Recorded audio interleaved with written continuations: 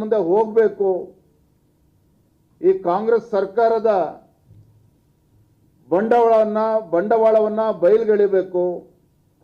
ಭ್ರಷ್ಟಾಚಾರದಲ್ಲಿ ಮುಳುಗಿರ್ತಕ್ಕಂಥ ಕಾಂಗ್ರೆಸ್ ಸರ್ಕಾರವನ್ನ ಬೀದಿಗೆಳೆದು ತರ್ತಕ್ಕಂಥ ಕೆಲಸನ ನಾವು ಮಾಡಬೇಕು ಅಂತ ಹೇಳಿ ಭಾರತೀಯ ಜನತಾ ಪಾರ್ಟಿ ನಾವು ತೀರ್ಮಾನ ಮಾಡಿದ್ದೇವೆ.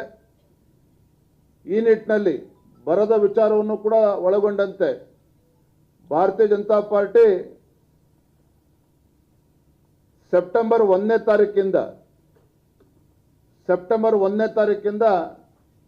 10ನೇ ತಾರೀಕುವರೆಗೂ ಒಂದು ಬೃಹತ್ ಪಾದಯಾತ್ರೆಯನ್ನು ನಾವು ಹಮ್ಮಿಕೊಂಡಿದ್ದೇವೆ.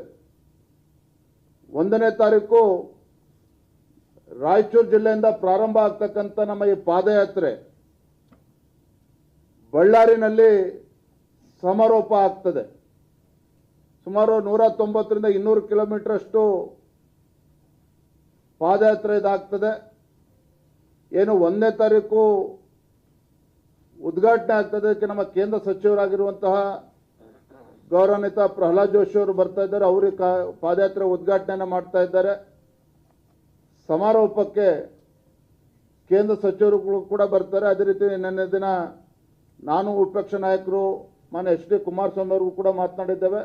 ಅವರು ಕೂಡ ಸಮಾರೋಪಕ್ಕೆ ನಾವು ಬರ್ತೇನೆ ಅಂತೇಳಿ ಅವರು ಕೂಡ ಭರವಸೆ ನೀಡಿದ್ದಾರೆ.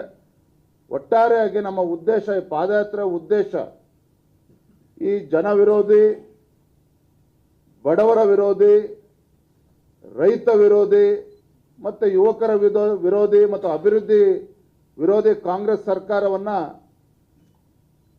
ಇವರ ಬಣ್ಣವನ್ನು ಬಯಲಿಗೆ ಎಳಿಬೇಕು. ರಾಜ್ಯದ ಜನರಲ್ಲಿ ಜಾಗೃತಿಯನ್ನು ಮೂಡಿಸಬೇಕು. ಭ್ರಷ್ಟ ಸಚಿವರನ್ನು ಕೈ ಬಿಡಬೇಕು. ಎಲ್ಲ ವಿಚಾರಗಳನ್ನು ತೆಗೆದುಕೊಂಡು ನಾವು ಸೆಪ್ಟೆಂಬರ್ 1ನೇ ತಾರೀಕಿಂದ 10 ದಿನಗಳ ಕಾಲ ಪಾದಯಾತ್ರೆಯನ್ನು ಮಾಡಬೇಕು ಅಂತೇಳಿ ಈಗಾಗಲೇ ನಿರ್ಧಾರವನ್ನು ಮಾಡಿದ್ದೇವೆ.